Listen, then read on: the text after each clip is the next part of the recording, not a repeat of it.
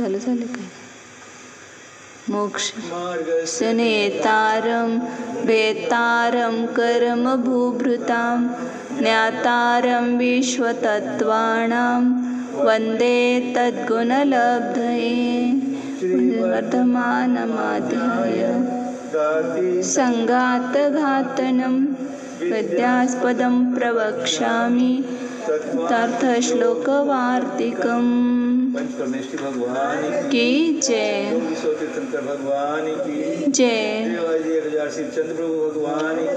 जय आचार्य श्री उमा स्वामी जी महाराज की जय परम पूज्य आचार्य श्री शांति सागर जी महाराज की जय परम पूज्य आचार्य श्री विमल सागर जी महाराज की जय परम पूज्य आचार्य श्री सन्मति सागर जी महाराज की जय परम पूज्य आचार्य श्री अभिनंदन सागर जी महाराज की जय परम पूज्य आचार्य गुरुदेव सुंदर सागर जी महाराज की जय गुरुदेव समंत भद्र स्वामी की जय जय बोलो परम पूज्य आचार्य सोय सागर जी महाराज की जय।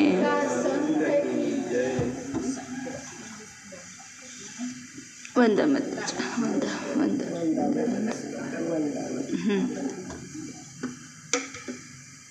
पेज नंबर 232 है। इसमें प्रकरण चल रहा है कि चार्वाक जो है वो आत्मा को स्वतंत्र तत्व नहीं मानते हैं। भूत चैतन्य चार भूत चतुष्ट से ही चैतन्य की उत्पत्ति मानते हैं। तेभ्य चैतन्यम ऐसा। तो उसमें दो पक्ष कहते हैं, अभिव्यंजक और कारक। तो अभिव्यंजक पक्ष में दोष दे और कारक पक्ष में अभी दोष दे रहे थे कि वे कारक भी नहीं है आत्मा के। कौन? भूत पृथ्वी आदि जो है। पृथ्वी आदि से शरीर इंद्रिय विषय हुए और वो सहकारी कारण होकर मतलब चैतन्य की उत्पत्ति करते ऐसा मानते हैं। तो उसमें सहकारी के उपादान ऐसे दो बात किए थे ना। तो सहकारी कारण मानेंगे तो उपादान के बिना उनकी उत्पत्ति कैसे होगी? चैतन्य की उत्पत्ति कैसे होगी? शरीर आदि सहकारी कारण मानेंगे तो किस उपादान से भी चैतन्य की उत्पत्ति हुई? तो बिना उपादान के तो होता नहीं है। उपादान के बिना शब्द विद्युत आदि प्रवृत्त होते ऐसा कहना वो भी ठीक नहीं है, क्योंकि वे कार्य हैं। जैसे घट मिट्टी से बनाए तो ऐसे उपादान कारण से ही कार्य की उत्पत्ति होती है। तो यदि आप लकड़ी से अग्नि की उत्पत्ति मानते हैं ना, तो लकड़ी के अंतर्गत में अग्नि तत्व स्वीकार करते हैं। वो दिखाई नहीं देता है, लेकिन अग्नि उत्पन्न हुई तो उसमें अंतर्भूत अग्नि है उस काष्ठ में भी, तो उसी से वो अग्नि उत्पन्न हुई है, काष्ठ से अग्नि नहीं हुई है, ऐसा मानते चार्वाक। नहीं तो फिर एक पृथ्वी से लकड़ी है, पृथ्वी तत्व है, फिर उसको जलाने पर अग्नि उत्पन्न हो गई, तो लकड़ी से अग्नि हुई क्या? नहीं, उसके अंतर्भूत अग्नि है, ऐसा स्वीकार करते चार्वाक। तो बिना देखे हुए भी आप उपादान स्वीकार करते कि नहीं? जो दिखाई नहीं देता है उसको भी उपादान स्वीकार करते हैं। ऐसे शब्द भी बिना उपादान के नहीं हुआ है, भाषा वर्गणा से हुआ है। बिजली वगैरह भी पुद्गल रूप उपादान से ही उत्पन्न हुए हैं। तो ऐसे चैतन्य भी बिना उपादान के उत्पन्न नहीं हो सकता है। तो ये प्रकरण चल रहा है यहाँ पर 232 पेज पर।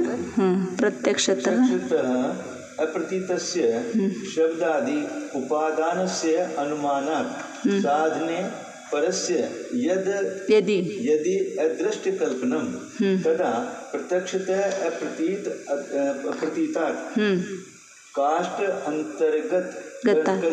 अंतर्गतात् अग्नेः अनुमीयमान अग्नि अंतर समुद्भव साधने तद अदृष्टकल्पनम कथम न स्यात् भूतवादिनः सर्वथा विशेष अभावात्।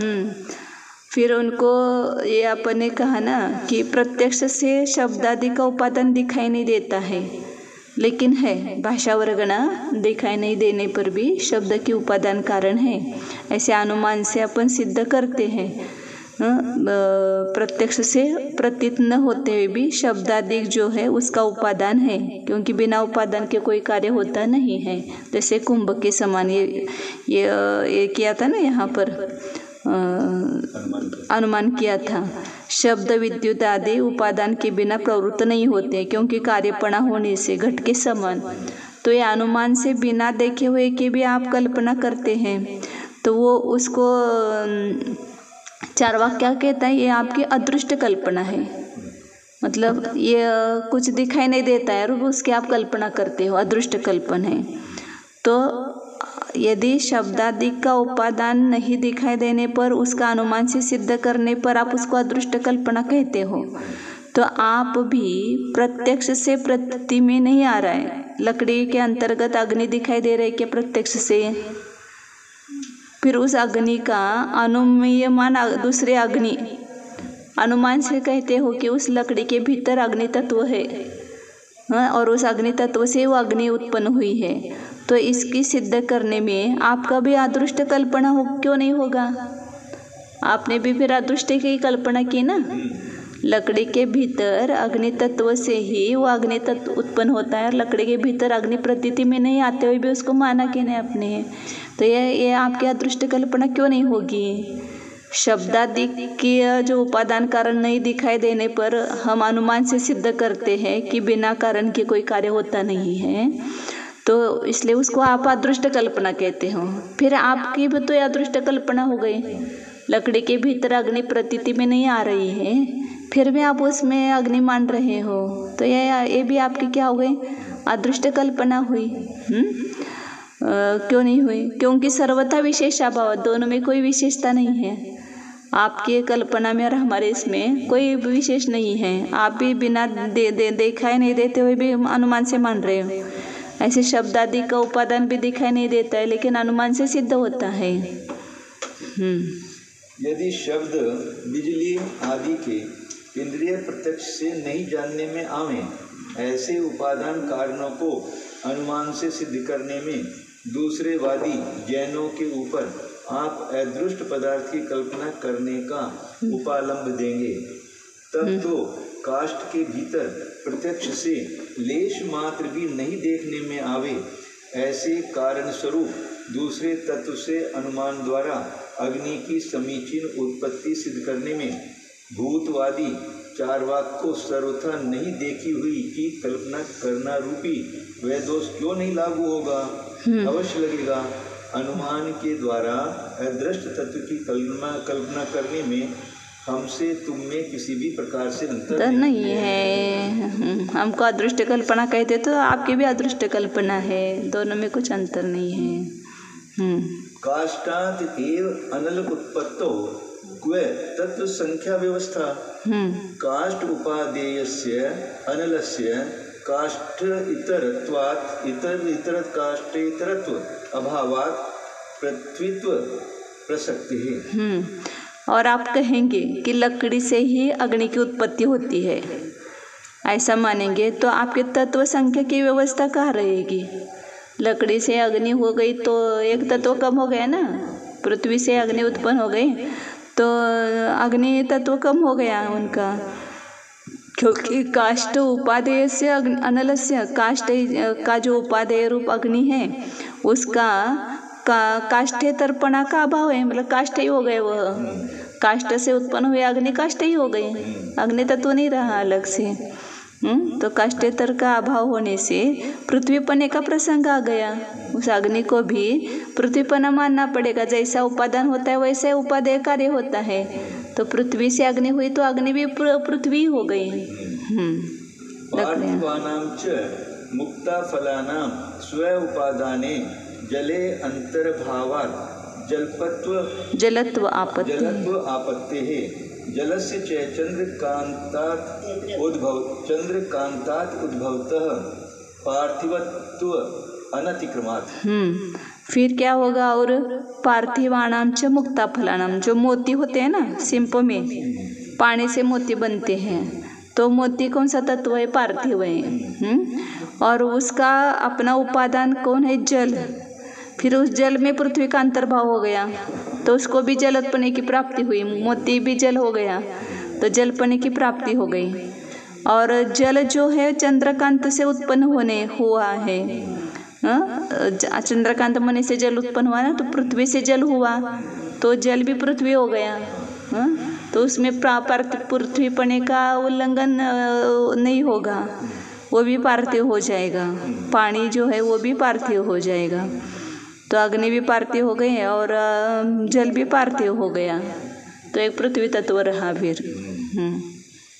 यदि काष्ठ से ही अग्नि की उत्पत्ति मानोगे और काष्ठ के भीतर अदृष्ट अग्नि तत्व नहीं स्वीकार करोगे तो 4 संख्या वाले तत्वों की व्यवस्था कहाँ रही? पृथ्वी रूप काष्ठ को उपादान कारण स्वीकार कर उत्पन्न हुई उपादेय अग्नि को पार्थिव काष्ठ से भिन्न पने का अभाव हो जाने के कारण पृथ्वी पने का प्रसंग हो जाएगा। तथा इसी प्रकार पृथ्वी के विकार स्वरूप कठिन, भारी और गंध वाले मोतियों का अपने उपादान कारण जल में अंतर्भाव हो जाने के कारण मोतियों को जल पने का आपादन हो जाएगा। क्योंकि विशेष नक्षत्र आदि के योग होने पर सीप में पड़े हुए जल का ही कालांतर में मोती रूप परिणमन हो जाता है। तथा चंद्रमा के उदय होने पर पृथ्वी तत्व का विकार मानी गई चंद्रकांत मणि से जल उत्पन्न हो जाता है। अतः उस जल को भी पार्थिव पने का अतिक्रमण न होगा, अर्थात जल भी अपने उपादान चंद्रकांत मणि रूप पृथ्वी तत्व में गर्भित हो जाएगा। इस प्रकार आपके माने हुए पृथ्वी, आप, तेज, वायु इन 4 तत्वों की व्यवस्था न हो सकेगी, क्योंकि चने से पेट में वायु, वायु से आकाश में जल, जल से वृक्ष में काष्ठ, काष्ठ से जलने पर अग्नि और अग्नि से राख इत्यादि संकल्पने से उपादान उपादेय भाव हो रहा है। दूसरे उदाहरण दे उन्होंने, चना खाए तो उसमें वायु उत्पन्न होते, तो पृथ्वी से वायु हो गए ना, और वायु से क्या हो जाता है आकाश में, मतलब वो बाष्प ही जो वह जल बन जाता है, और जल का वर्षा हो जाते तो वृक्ष उगते हैं तो वो काष्ठ बन जाता है, और काष्ठ से जलने पर अग्नि होती है और अग्नि से राख। तो ये सब एक में के उपादेय हो रहे हैं। यदि पुनः यदि पुनः काष्ठ आदयः अनल आदि नाम न उपादान हेतुः तदा अनुपादान अनल आदि उत्पत्ति ही कल्पनीया सच न युक्ता प्रमाण विरोधात्। पुनः आप लकड़ी आदि को अग्नि आदि का उपादान कारण नहीं मानेंगे तो क्या होगा, बिना उपादान के ही अग्नि आदि की उत्पत्ति कल्पना करनी पड़ेगी। काष्ठ से अग्नि नहीं उत्पन्न होती है, तो फिर बिना उपादान कारण ही आपको अग्नि की उत्पत्ति माननी पड़ेगी, क्योंकि काष्ठ से अग्नि नहीं होती है।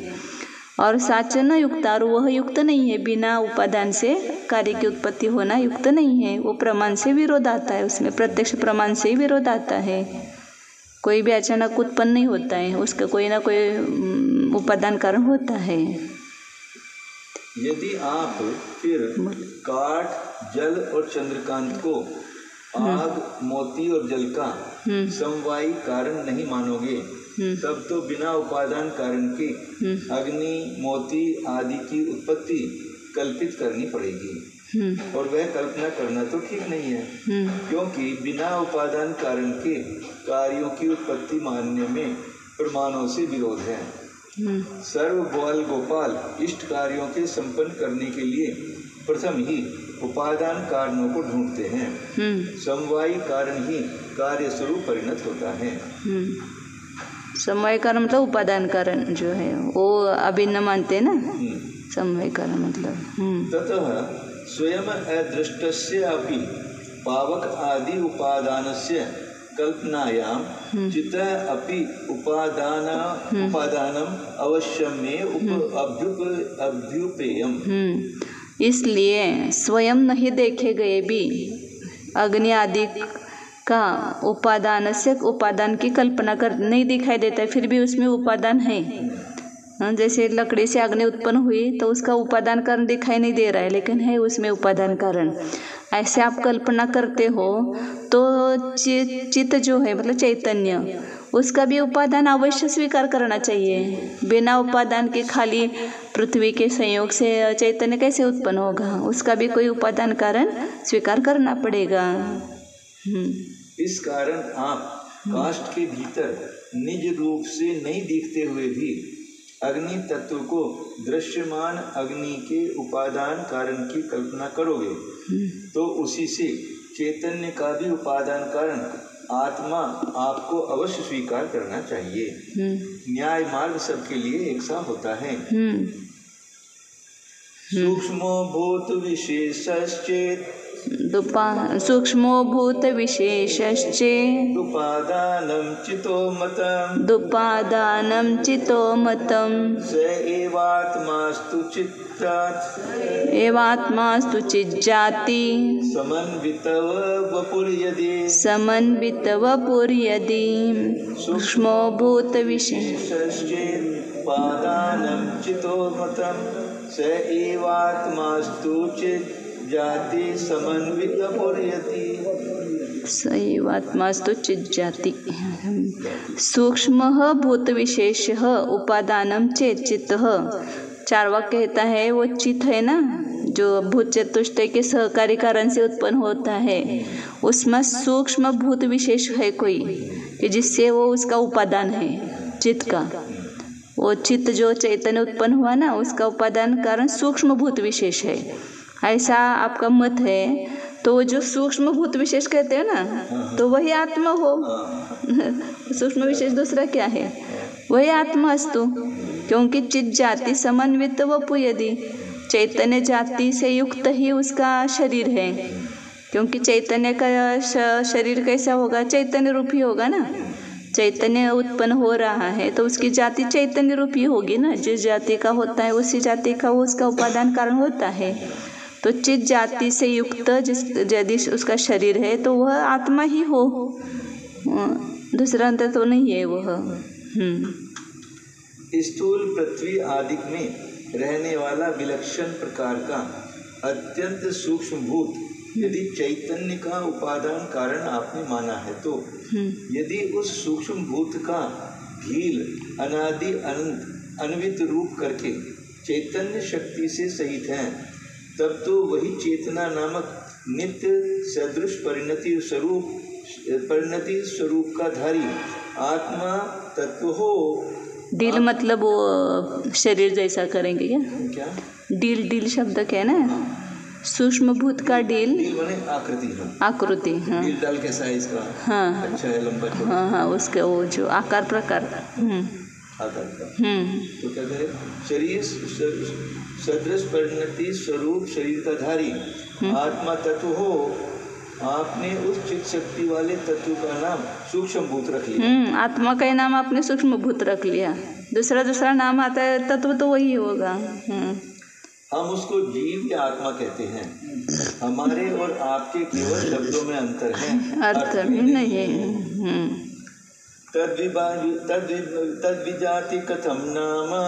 तद्विजाति कथम नाम चिदुपादान कारणम भवतस्तेजसोऽभावेत् तथैवादृष्टकल्पना तद्विजाति कथम नाम चिदुपादान कारणम भवतस्तेजसोऽभावेत् तथैवादृष्टकल्पना। तद्विजाति ही चिद उपादान कारणम कथम नाम। यदि आप उस चित्त का उपादान कारण विजाति मानते हो, मतलब जो सूक्ष्म भूत है उसको जड़ मानते हो, विजाति मानते हो, तो आपके तेजस अम्भवत अग्नि से पानी के समान तथैव अदृष्ट कल्पना, उसी प्रकार वह अदृष्ट कल्पना हुई। मतलब विजातीय वस्तु से विजातीय वस्तु की उत्पत्ति नहीं होती है ना। तो चैतन्य का उपादान कारण वो जड़ कैसे हो सकता है? क्योंकि असत्य बात है। जैसे जल का अग्नि का उपादान कारण जल नहीं होता है, उसी प्रकार विजातीय जड़ से चैतन्य की उत्पत्ति कैसे हो सकती है? तो ये भी आपके अदृष्ट पदार्थ की कल्पना है। यदि आप चार्वाक के मत में अन्वित रूप चैतन्य शक्ति वाले से विभिन्न जाति वाला सूक्ष्म भूत जड़ स्वरूप स्वीकृत किया है, तो वह भला चैतन्य का उपादान कारण कैसे हो सकता है? असत्य बात है। जैसे कि तेज का उपादान जल नहीं होता है, उसी प्रकार विजातीय जड़ से चेतन की उत्पत्ति मानने में आपकी मनमानी गढ़ी हुई युक्ति शून्य अदृष्ट पदार्थ की कल्पना है, जो कि आज तक किसी परीक्षक ने नहीं की है। सत्वादिना समानत्वात् चिदुपादान कल्पने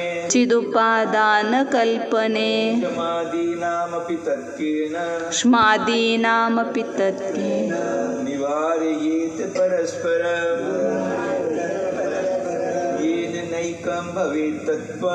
येन नैकं भवेत् तत्त्वम् क्रियाकारक घातिते पृथिव्यादेरशेषस्य तत्रैवानुप्रवेशत सत्वादिना समानत्वात् चिदुपादेन कल्पने क्षमादीनामपि तत्केन निवारयेत परस्परं येन नैकं भवेत् तत्त्वं क्रियाकारकघातिते पृथिव्यादेरशेषस्य तत्रैवानुप्रवेशत। वो कहता है वो विजाति नहीं है, सत्वादि के अपेक्षा समानपना है। चित उपादान कल्पने, चैतन्य का जो उपादान है वो सत्व की अपेक्षा से, जो सूक्ष्म भूत कह रहे हैं ना, तो सत्व की अपेक्षा चैतन्य में और उसमें कोई अंतर नहीं है, समान जाति है। सत्व द्रव्यत्व इसकी अपेक्षा से समान जातिपना है, इसलिए कुछ मतलब विजातीय नहीं होता है।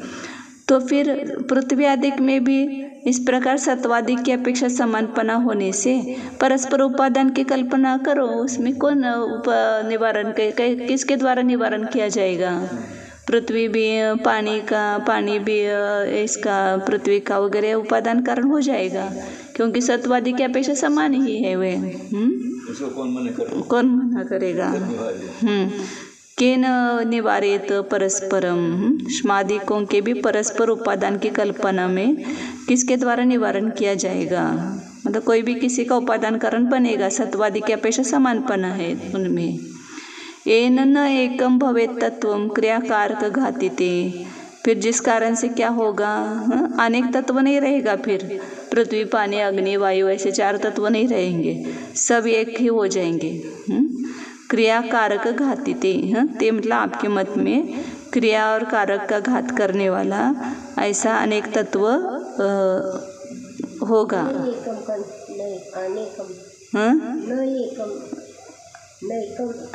अनेकम, जो एक नहीं है वो अनेक है।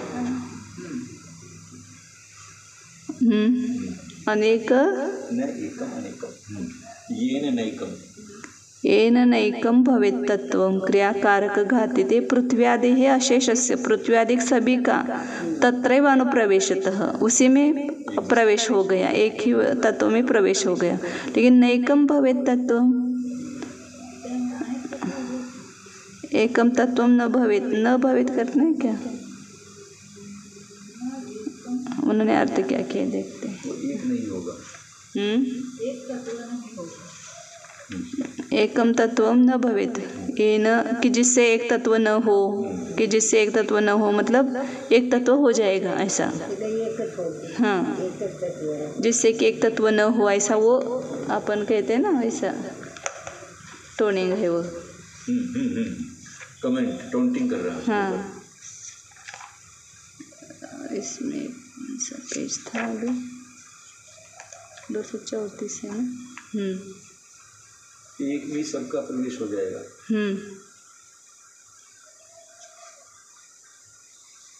118।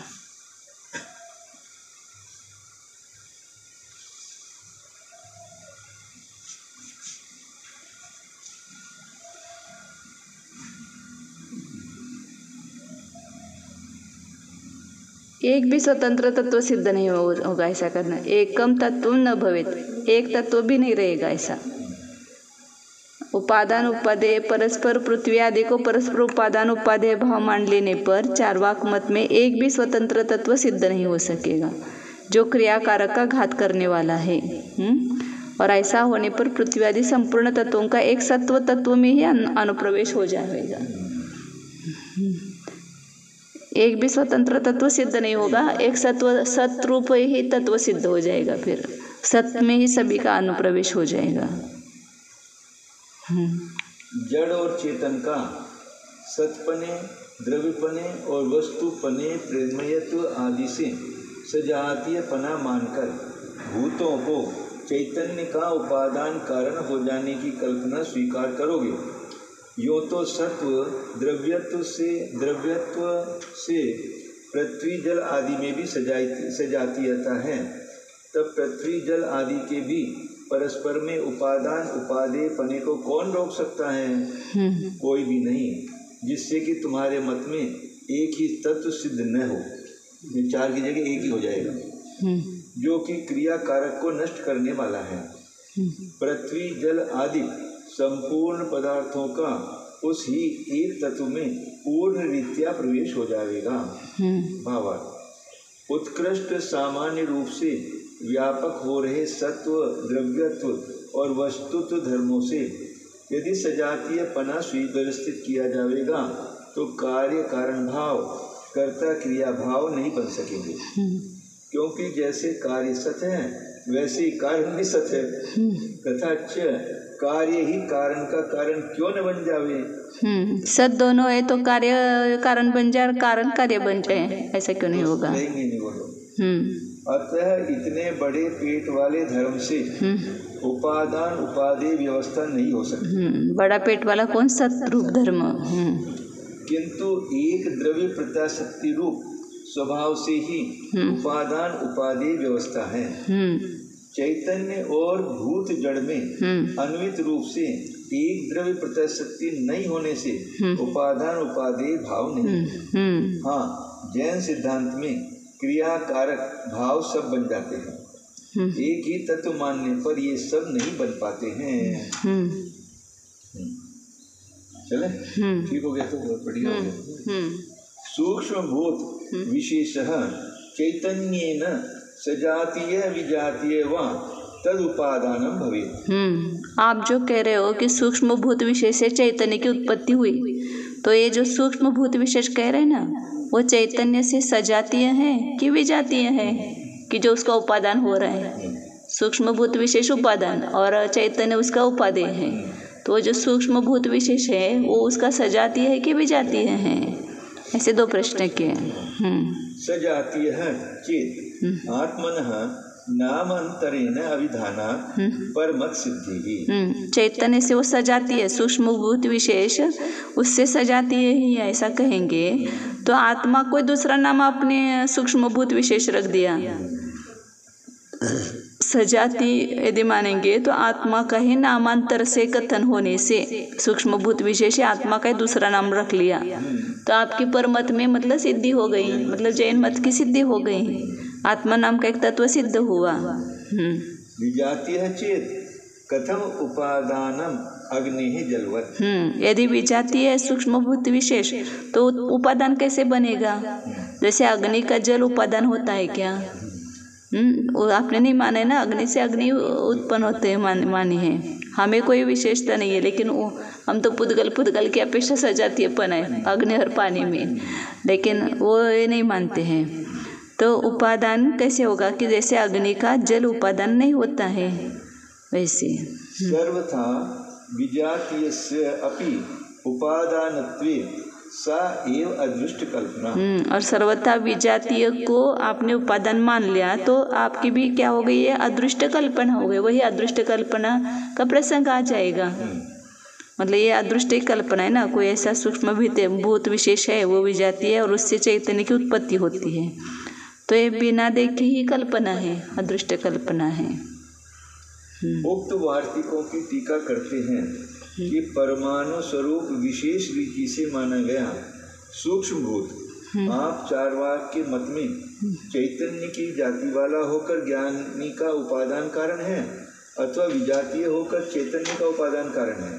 बताओ, यदि पहला पक्ष सजातीय का लोगे तो दूसरे सूक्ष्मभूत शब्दों से आपने आत्मा को ही कह दिया है। अतः दूसरे वादियों के मत की, जैन मत की सिद्धि हो जाएगी। यदि भिन्न जाति वाला दूसरा पक्ष लोगे तब तो अग्नि का जल के समान विजातीय भूत उस चैतन्य का उपादान कारण कैसे बन सकता है? अर्थात जैसे अग्नि का उपादान कारण जल नहीं है, वैसे ही विजातीय भूत भी आत्मा का उपादान न हो सकेगा। यदि सर्व प्रकार से विजातीय पदार्थ को ही उपादान कारण मानोगे तो फिर भी चार्वाकों ने वही अदृष्ट कल्पना पदार्थों की कल्पना की जो कि प्रतीतियों से विरुद्ध है। तब ऐसी प्रतीति आती नहीं कि विजातीय उपादान कारण हो। गोमया देहि,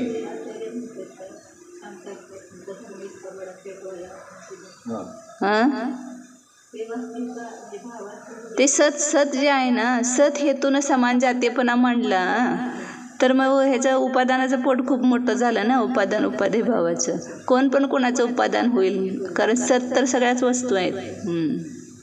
विश्व में जितना भी कुछ है वो सत है, तो सत का पेट मोटा है ना। गोमया देहे वृश्चित कस्य उत्पत्ति दर्शनात् न अदृष्ट कल्पना इति चेत न वृश्चिक शरीर गोमययोः उद्गल द्रव्यत्वेन सजातीयत्वात् तयोः उपादान उपादेयता अपायाच्च। वो कहता है कि हमारे अदृष्ट कल्पना नहीं है, क्योंकि गोबर आदि से भी बिच्छू आदि की उत्पत्ति दिखाई देती है। शेणापासून जो होतं है असं म्हणते त्याने, गोबर आदि से भी बिच्छू आदि की उत्पत्ति दिखाई देती है, इसलिए अदृष्ट कल्पना नहीं है। ये तो प्रत्यक्ष प्रतीति में आ रहा है, गोबर से बिच्छू उत्पन्न होता हुआ तो जड़ से चैतन्य की उत्पत्ति हुई ना, ऐसा मानता है। तो आचार्य कहते हैं कि इति चेत न, ऐसा नहीं है, क्योंकि वृश्चिक शरीर और गोमयो हो, बिच्छू का शरीर और गोबर ये दोनों में पुद्गल द्रव्यत्व की अपेक्षा से सजातीयपना है। बिच्छू का आत्मा उत्पन्न हुआ है क्या गोबर से? उसका शरीर उत्पन्न हुआ है, वो शरीर भी उससे नहीं उत्पन्न, वो सहकारी अभी बता रहे। तयो हो सजातीयपना होने से, तयो हो उपादान उपादेयता पायाच, और उन दोनों में उपादान उपादेयपना भी नहीं है, नहीं है, ऐसा कह रहे ना। अपायत मतलब नाश है, ऐसा मतलब अभाव है ऐसा। शरीर और गोबर का उपादान उपादेय भाव है, उपादेयता पायाच अपायाच है ना, मतलब उस बिच्छू के शरीर में और गोबर में, इन दोनों में उपादान उपादेयपना पाया जाता है, उसमें जीव में नहीं। आगे बता रहे हो, वृश्चिक शरीर अम्भ का ही पुद्गला है, तद उपादानम न पुनः गोमया आदि ही तस्य सहकारी। हाँ, वृश्चिक का शरीर और गोबर में भी उपादान उपादेयपना नहीं है। तो वृश्चिक का मतलब जो बिच्छू के शरीर को उत्पन्न करने वाले जो पुद्गल है, आहार वर्गना, वो उसका उपादान है। गोबर उसका उपादान कारण नहीं है, वो केवल सहकारीपना है। तसे सहकारित्वात उसके वहाँ वो योनि स्थान होगा ना उसमें, इसलिए वह योनि में उसका जो शरीर का उपादान है वो तो आहार वर्गना है, वो उपादान गोबर नहीं है, गोबर से शरीर नहीं हुआ है, वो तो केवल सहकारी कारण है, ऐसा कहना चाहिए। यदि चारवाक यूँ कहें कि गोबर दही आदि से बिच्छू पैदा होते हुए देखे गए हैं, अतः जड़ से चेतन की उत्पत्ति मानने में हमारी अदृष्ट कल्पना नहीं है। आचार्य कह रहे हैं कि इस प्रकार तो मति कहो नहीं कहो, क्योंकि बिच्छू का शरीर और गोबर दोनों ही पुद्गल द्रव्य होने की अपेक्षा से समान जाति वाले हैं। अतः उन शरीर और गोबर का उपादेय भाव है। बिच्छू की आत्मा और गोबर का उपादान उपादेय भाव सर्वथा नहीं है, बल्कि शरीर का भी नहीं है। गोबर से और अभी आगे बात बता रहे हैं। दूसरी बात यह है कि जैन सिद्धांत की सूक्ष्म गवेषणा करने पर गोमय को शरीर का उपादान कारणपना भी सिद्ध नहीं है, किंतु गोबर में अदृश्य रूप से विद्यमान हो रही सूक्ष्म आहार वर्गनाएं ही बिच्छू के शरीर को बनाने वाली उपादान कारण है, जिनको कि गोबर में आया हुआ बिच्छू का जीव अपने योग से प्रतिक्षण कुछ देर तक ग्रहण करता है। मोटा दृश्यमान गोबर आदि तो सहकारी कारण है, अतः आपका दृष्टांत विषम है।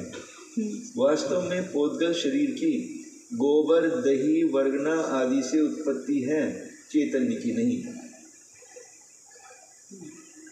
हाँ, शरीर, इंद्रियां, मस्तक और छाती के छोटे मोटे अवयव या ब्राह्मी, बादाम आदि पुद्गल उस चेतन आत्मा से उपादेय हो रहे ज्ञान के निमित्त कारण बन जाते हैं। मतलब पहले उपादान उपादेय उनमें है ऐसा बताया, वृश्चिक शरीर और गोमय में वो छ शब्द से वो हेतु दिया है ना ऊपर। वृश्चिक शरीर गोमयो पुद्गल द्रव्यत्वेन सजातीयत्वात् और तयो उपादान उपादेयता पायाच। वो अपायत शब्द का वो नहीं बता रहे, मतलब पायाच कर रहे पायात, लेकिन पायात शब्द कहाँ आता है? नहीं, अपाय और पाय, अपाय का अर्थ तो विनाश हो जाता है ना। यह अर्थ करते समय इन्होंने भी और इन्होंने भी ये अभी बताया ना, उन्होंने बिच्छू का शरीर और गोबर दोनों ही पुद्गल होने की अपेक्षा समान जाति वाले, तो उन शरीर और गोबर का उपादान उपादेय भाव है, और इन्होंने भी ऐसे अर्थ किया, भाव है ऐसा किया है अर्थ। पायात एक बात है, माँ के शरीर में बच्चा पल रहा है तो उसके अंदर जो खाने का द्रव्य जाता है वो इसके शरीर का निर्माण का कारण बनता है। नहीं नहीं, ऐसा कुछ नहीं है, वो तो बाह्य सहकारी कारण है। वो तो जीव आहार वर्गना ग्रहण करता है, उससे वो शरीर बनता है ना। अच्छा, वो आहार कोई बाहर से थोड़ी लाता है। हाँ, उसके पास ही आहार वर्गना है। हाँ, आहार वर्गना तो उसके पास भी है ना।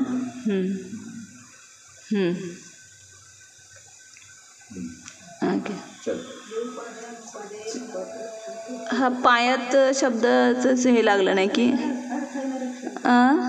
अपायात, पायात आहे, पायात आहे, यात नाही, ते कुठं आहे? ते पंचमी विभक्ती केली आहे। उपादान उपायता पायाच असं।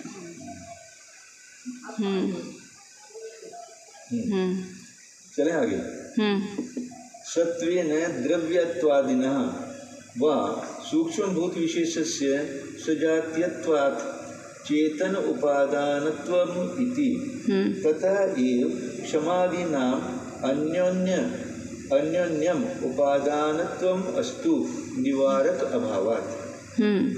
वो चारवाक कहता है कि सत्व और द्रव्यत्वादि की अपेक्षा से सूक्ष्म भूत विशेष का सजातीयपना है, इसलिए चेतन का उपादानपना घटित होता है।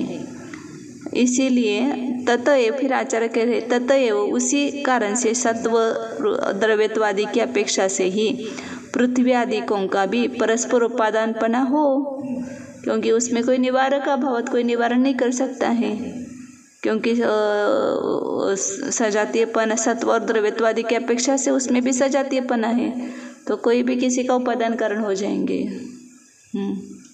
चारवाक कहते हैं कि जड़ भूत भी सदरूप है और चेतन भी सदरूप विद्यमान है। इसी कारण अचेतन भूत भी द्रव्य है और आत्मा भी द्रव्य है, तथा भूत और चेतन दोनों अभिधेय ज्ञेय वस्तु पदार्थ हैं। यो सत्व और द्रव्यपने आदि से चेतन का सजातीय होने से विशिष्ट परिणामों में मिला हुआ सूक्ष्म भूत हमारे यही चेतन का उपादान कारण हो जाएगा। ग्रंथकार कहते हैं कि ऐसा मानोगे तो इस ही कारण पृथ्वी आदिकों का भी परस्पर में उपादान उपादेय भाव हो जावे, क्योंकि कोई रोकने वाला नहीं है। सत और द्रव्यपने से पृथ्वी आदि भी समान जाति वाले हैं, फिर पृथ्वी जल आदि चार तत्व पृथक क्यों माने जाते हैं? एक ही तत्व पुद्गल मान लो।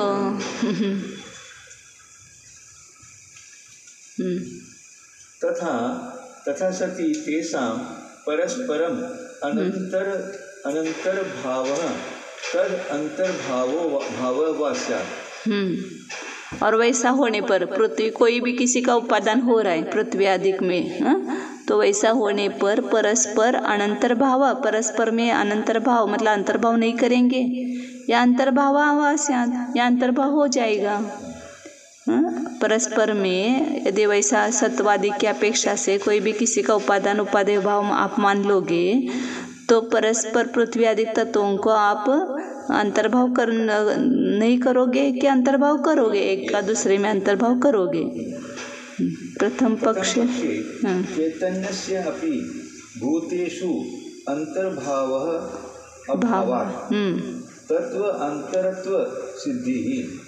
आप उसमें अंतर्भाव नहीं करेंगे, एक का दूसरे में अंतर्भाव नहीं करें, परस्पर उपादान होने पर भी एक पृथ्वी का जल में या जल का पृथ्वी में अंतर्भाव नहीं करेंगे, तो फिर चैतन्य का भी भूतों में अंतर्भाव का अभाव होने से, मतलब चैतन्य भूत से उत्पन्न हुआ तो चैतन्य का भी भूत में अंतर्भाव नहीं होगा, तो उसको भिन्न जाति माननी पड़ेगी ना आपको। चैतन्य का भी चार भूतों में अंतर्भाव का अभाव होने से तत्वांतरत्व सिद्धि, भिन्न तत्वपने की सिद्धि हो जाएगी। जैसे पृथ्वी और आदि को उपादान होते भी उसमें अंतर्भाव नहीं कर रहे, ऐसे चैतन्य का भी भूतों में अंतर्भाव नहीं होगा, तो उसको अलग तत्व मानना पड़ेगा आपको। द्वितीय पक्षे तत्वम एकम प्रसिद्ध्येत पृथ्वी आदेः सर्वस्य तत्र एव अनुप्रवेशनात् तच्च अयुक्तम क्रियाकारक घातित्वात्। और दूसरा पक्ष मानेंगे कि अंतर्भाव कर लेंगे, एक का दूसरे में अंतर्भाव कर लेंगे तो आपको एक ही तत्व प्रसिद्ध हो जाएगा, चार तत्व रहेंगे नहीं। पृथ्वी आदि है सर्वस्य, पृथ्वी आदि सभी का उस एक तत्व में अनुप्रवेश हो गया और वह तो अयुक्त है क्योंकि क्रियाकारक में घातीपना हो रहा है, तो क्रियाकारक ही सिद्ध नहीं होंगे। कौन सी क्रिया और किसके, मतलब पृथ्वी में जो क्रिया होती है प्रत्येक की अपने अपने, वो उसका कारक कोई सिद्ध ही नहीं होगा ना, क्रिया और कारक। जल की क्रिया पृथ्वी में हो जाएगी, पृथ्वी की क्रिया जल में हो जाएगी, तो क्रिया कौन है कारक कौन है उसका सिद्ध ही नहीं होगा, सिद्ध ही नहीं होगा। यदि पृथ्वी, बहुत अच्छा लग रहा है पढ़ने में, चला समझ में भी आ रहा है। कल थोड़ा मैंने पढ़ा नहीं था इसलिए, वो अपन स्वयं पढ़ते नहीं ना तो वो लगता नहीं। कल पढ़ना नहीं हुआ तो ऐसा। यदि पृथ्वी आदिकों का आप परस्पर में उपादान उपादेय भाव इष्ट कर लोगे तो तैसा होने पर हम जैन आपसे पूछते हैं कि उन पृथ्वी आदि तत्वों को पृथक पृथक मानते हुए परस्पर में अंतर्भाव न करोगे अथवा एक का दूसरे में अंतर्भाव कर लोगे, बताओ। यदि आप चार्वाक प्रथम पक्ष लोगे तब तो पृथ्वी में जल आदि का गर्म न होने के समान चैतन्य का भी भूतों में अंतर्भाव न होगा। एवं च भूतों से अतिरिक्त चैतन्य भिन्न तत्व सिद्ध होता है। यदि आप दूसरा पक्ष लेंगे अर्थात एक का दूसरे में गर्भ कर लोगे तो चैतन्य भले ही भूत में अंतर प्रविष्ट हो जाए किंतु साथ में पृथ्वी आदि चारों तत्व भी एक तत्व हो जाएंगे। सभी पृथ्वी आदि चारों का एक में ही प्रवेश हो जाएगा। यदि आप दूसरे के अपशकुन करने के लिए स्वनासिका छेद न्याय से चैतन्य भिन्न तत्व सिद्ध न हो जावे, इसलिए पृथ्वी जल आदि को भी एक ही तत्व स्वीकार कर लोगे तो वह भी मानना युक्तियों से शून्य है। ये स्वनासिका छेद अपशकुन कैसे भैया? स्वनासिका छेद अपने नाक का, अपने नाक में अपने पैर में कुल्हाड़ी मार दो। अपने नाक को, अपने नाक को अपशकुन के लिए अपने नाक को ही छेद दिया, काट लिया मतलब। काट लिया, नाक काट दिए। क्योंकि ऐसा मानने पर क्रिया कारक भाव नष्ट हो जाता है। हमारा तत्व का नाश करने के लिए उसने अपनी नाक काट ली। अपने तत्वों का घात हो गया ना उनकी। ब्रह्म अद्वैतवादियों की तरह सब पदार्थों को एक ब्रह्म तत्व में अंतर्भाव करने से क्रिया कर्ता कर्म नहीं हो सकते हैं, क्या वही एक आप ही अपने से स्वयं बन जाता है? इस प्रकार एक तत्व के मानने से चार वाक को अब सिद्धांत भी होगा। परिशेष में आत्मा को ही चैतन्य का उपादान कारण मान लेने पर चैन मिल सकता है। हाँ चले आगे एक श्लोक है। तस्माद् द्रव्यांतरा, कुछ और है क्या?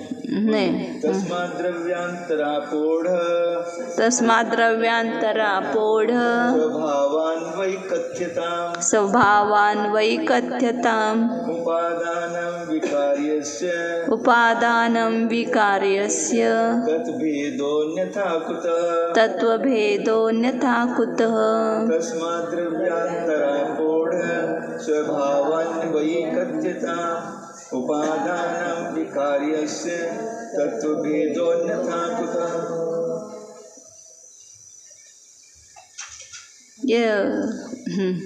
तस्मात इसलिए कैसा उपादान मानना चाहिए ऐसा बता रहे आचार्य। द्रव्यांतर अपोढ़ स्वभाव, दूसरे द्रव्य से अपोढ़ मतलब रहित व्यावृत्त स्वभाव वाला जो अन्वयी है, जिसमें अन्वय पाया जाता है, ऐसा कहना चाहिए। उपादानम विकार्य से तत्वभेद अन्यथा कुतः, नहीं तो फिर जो विकार्य है, विकार होने योग्य, उसमें तत्वभेद कैसे होगा? मतलब कोई एक ऐसा द्रव्य की जो जिसकी पर्याय चल रही है निरंतर, और दूसरे द्रव्य में उसका व्यावृत हो रहा है दूसरे द्रव्य से। जैसे पृथ्वी का पृथ्वी रूप से आप मानते हो, अग्नि का अग्नि रूप से वो कार्य मानते हो, ऐसे दूसरे द्रव्य में जिसका स्वभाव नहीं जाता है और वो अपने में अन्वय रूप से रहता है, ऐसा कोई उपादान जो है वो कहना चाहिए आपको। क्योंकि नहीं तो फिर तत्वभेद कैसे होगा? तत्व मतलब अलग अलग भिन्न तत्व कैसे पाए जाएंगे यदि ऐसा नहीं मानेंगे तो। इस कारण उपादान कारण मानने का यह नियम करना चाहिए कि जो स्वयं पर्याय वाले प्रकृत द्रव्य से अतिरिक्त दूसरे द्रव्यों से व्यावृत स्वभाव वाला है, और यह वही द्रव्य है। इस प्रकार अन्वय ज्ञान का जो निष्विषय है वही विकार को प्राप्त हुए उस कार्य का उपादान कारण है। यदि ऐसा न मानकर अन्य प्रकार से मानोगे तो पृथ्वी जल आदि तत्वों का भी भेद कैसे होगा? बताओ तो सही, बगले क्यों ढाकते हो? सिद्धांत यह है कि जैसे शुद्र गंगा नदी की धारा गंगोत्री पर्वत से लेकर कलकत्ता पर्यंत बह रही है, हरिद्वार, कानपुर, बनारस, पटना आदि में भिन्न देश वाली पर्यायों को धारण करने वाली वही एक गंगा है। क्या अलग अलग मानते हैं? हाँ, एक जो हिमालय पर्वत से निकली वही गंगा है ना, अन्वय रूप से। इसी प्रकार अनादि काल से अनंत काल तक पर्यायों को धारण करता हुआ अखंड एक द्रव्य पूर्व उत्तरवर्ती पर्यायों के द्वारा उपादान उपादेश रूप हो रहा है। दूसरा सजातीय या द्रव्य उसकी पर्यायों का उपादान कारण नहीं है। वो एक दूसरा द्रव्य है, दूसरा सजातीय जो है वो उसके पर्यायों का उपादान कारण नहीं है। सजाती में उन्होंने ले लिया ना, चारों द्रव्य सजाती एक तरह से, तो यदि ऐसा मानोगे तो ये भी एक हो जाएंगे, पर ये चारों भी अपने अपने उपादान कारण है। तत्वम उपादानत्वम विकार्यत्वम च तद्भेदः द्रव्यांतर व्यावृत्तेन स्वभावेन अन्वयित्वे सति उपादान उपादेय योः युक्तः न अन्यथा अतिप्रसंगात् इति उपसंवर्तव्यम्। तत्व उपादानपना या विकार्यपना, उसका भेद जो है वह तद्भेद द्रव्यांतर व्यावृत्तत्व, दूसरे द्रव्य से व्यावृत्त होने से और एक स्वभाव रूप से अन्वयपना होने से उपादान और उपादेय में मानना योग्य है। न अन्यथा, अन्यथा क्या हो जाएगा? अति प्रसंग दोष आ जाएगा। किसी भी कोई भी किसी का उपादान मानने लगेंगे तो सब अति प्रसंग हो जाएगा। पृथ्वी आदि भी दूसरे के उपादान हो जाएंगे। तो इस प्रकार उपसंहार करना चाहिए, संक्षेप कर लेना चाहिए। तो संक्षेप से ये जानो कि वही उपादान हो सकता है कि जो दूसरे द्रव्य में नहीं जाता है और उसी द्रव्य में अन्वय रूप से रहता है, वही उपादान मानना ठीक है। और उसकी पूर्व पर्याय युक्त वह उपादान है और अगले पर्याय उपादेय है उसके। यह उपादान व्यवस्था संबंधी नियम के प्रकरण का वक्ष्यमान इस तरह संक्षेप में संकोच करना चाहिए कि उपादान कारण और उसके विकार को प्राप्त हुए उपादेय कार्य दोनों एक ही तत्व हैं। उन उपादान और उपादेय का केवल कार्य कारण रूप से भेद है। निराले भिन्न तत्वों की अपेक्षा से भेद नहीं है, क्योंकि वे दोनों ही दूसरे द्रव्यों के स्वभाव से पृथकभूत स्वकीय स्वभाव करके धारा प्रवाह रूप से एक दूसरे में श्रृंखलाबद्ध अन्वित हो रहे हैं। सभी उपादान उपादेय भाव उचित पड़ता है जो पर्याय अखंड त्रिकाल गोचर द्रव्य में अन्वित नहीं है। क्या मान रहे? निराले भिन्न तत्वों की अपेक्षा से भेद नहीं है, क्योंकि वे दोनों ही दूसरे द्रव्यों के स्वभाव से पृथकभूत स्वकीय स्वभाव करके धारा प्रवाह रूप से एक दूसरे में श्रृंखलाबद्ध अन्वित हो रहे हैं। सभी उपादान उपादेय भाव उचित पड़ता है जो पर्याय, यही बोला क्या, जो पर्याय अखंड त्रिकाल गोचर द्रव्य में अन्वित नहीं है, जो पर्याय उस त्रिकाल अखंड गोचर द्रव्य में अन्वित नहीं है, उनमें उपादान उपादेयपना भी नहीं है। जो हमारी श्रृंखला में द्रव्य की जो पर्याय श्रृंखला है उसमें अन्वित नहीं है, तो वो पर्याय हमारे है नहीं। यदि ऐसा नियम न माना जाएगा तो अन्य प्रकार होने पर अति प्रसंग हो जाएगा। अर्थात कोई भी चेतन द्रव्य जड़ का और आपके मतानुसार पृथ्वी तत्व जल का भी उपादान बन बैठेगा। हम तो अनंतानंत पर्यायों को टाकी से उकारे गए न्याय से द्रव्य में शक्ति रूप से विद्यमान मानते हैं।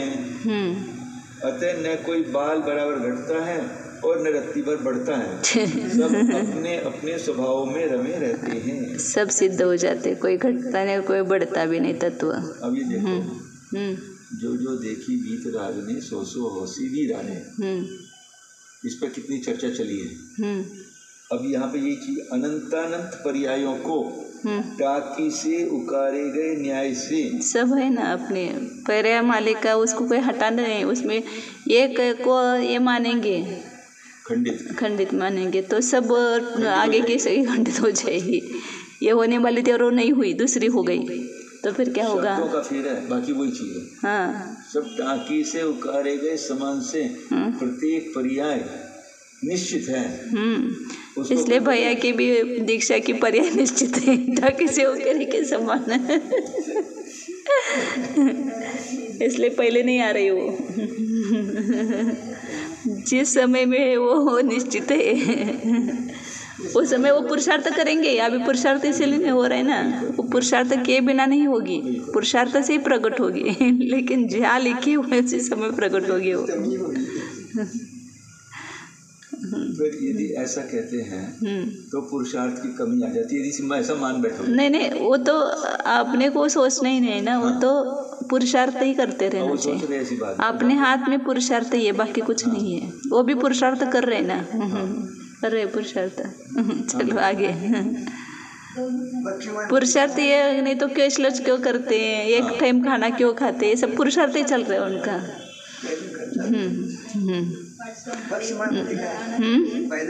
वक्षमान मतलब आगे बताने वाले हैं।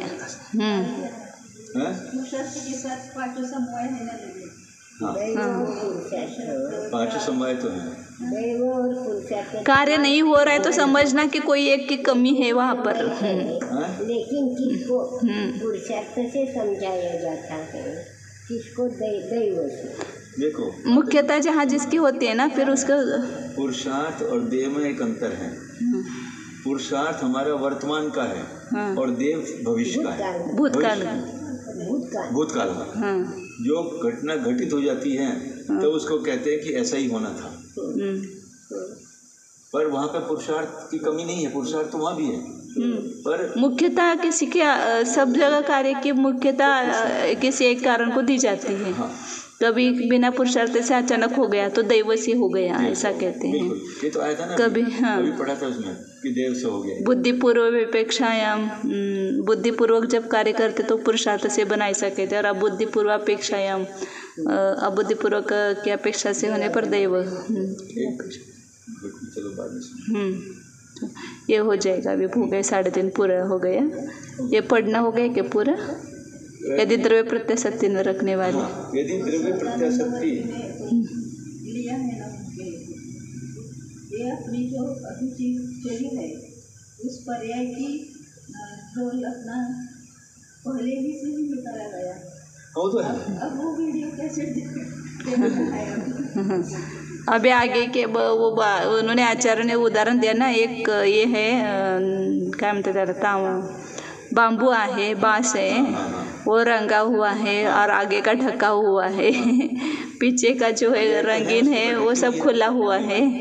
तो अभी तक की जो पर्याय हो गई वो खुली हो गई, अब कुछ आगे की रंगीन है और कुछ सफ़ेद है, दोनों भी ढकी हुई है ऐसे। यदि द्रव्य प्रत्याशक्ति न रखने वाले किसी भी तत्व से चाहे कोई भी उपादेय बन जाएगा तो मोहम्मद मतानुयायियों के खुदा के यथा आवश्यक विचारानुसार अनेक रूहों आत्माओं की उत्पत्ति कर देने के समान असंख्य नवीन पदार्थ उत्पन्न हो जाएंगे। अश्व के मस्तक में भी सींग निकल आवेंगे, चना से गेहूं का अंकुर भी उपज जाएगा जो कि किसी को इष्ट नहीं है। वो उनके मुसलमान में ऐसे कोई मान्यता है क्या? मतलब खुदा जो है वो सब वो गाड़ते हैं ना, फिर उसको उठाते एक एक को, जैसे वो भूतों को, वो उनका जो शरीर जलाते नहीं ना, वो क्या बोलते हैं उसको, बो दे, मतलब पुरतला, और फिर वो कभी आला आकर के उसको वापस उखाड़ के उठाता है, ऐसा बोलते हैं। तभी तो वहाँ पे जाके दिए जलाते हैं, कुछ जलाते हैं ये लोग, क्रिश्चियन भी ऐसे करते हैं, ताबूत में जलाते। चलो आगे हो गया समय भैया, बस हाँ समय हो गया, यहाँ पर और चलेगा अब आगे। बहुत अच्छा चल रहा है। ओम जानिए यह मैं शुद्ध चैतन्यमय जीव तत्व हूँ। अपना निर्णय कीजिए, बाकी सब निर्णय अपने आप हो जाएगा। यह मैं हूँ, इतना अपना फिक्स कर लो जो इस दिखाई देने वाली वस्तु में, जो अनादि अनंत एक अखंड चैतन्य स्वरूप वस्तु है, वह मैं हूँ। इतना निर्णय करते ही इसके अलावा जो कुछ है वह मैं नहीं हूँ, वो पर है, यह अपने आप वहाँ पर सिद्ध होता है। तो एक बार स्व की सिद्धि करो, स्व की प्रसिद्धि करो, स्व का स्वानुभव प्रत्यक्ष से निर्णय करो। दिखाई देने वाली पूर्ण वस्तु मेरी नहीं है, मैं नहीं हूँ। इसमें जो अतीन्द्रिय स्वानुभव गोचर वस्तु है वह मैं हूँ। जो शुद्ध चैतन्य है वह अतीन्द्रिय है, इंद्रियों के द्वारा दिखाई नहीं दे रहा है, अदृश्य है, लेकिन स्वानुभव से जानने में आ रहा है। तो स्वानुभव प्रत्यक्ष से ही इस शुद्ध चैतन्य का निर्णय करो। मैं हूँ ही, मैं चैतन्य स्वरूप ही हूँ, मैं अनादि अनंत हूँ, एक अखंड हूँ, ध्रुव शाश्वत हूँ। बस इतना परिचय प्राप्त कर लो, सब कार्य अपने आप सिद्ध हो जाएंगे। शुद्ध चैतन्य स्वरूप ज्ञानानंद स्वरूप एकत्व विभक्त स्वरूप शुद्धोहम एकोहम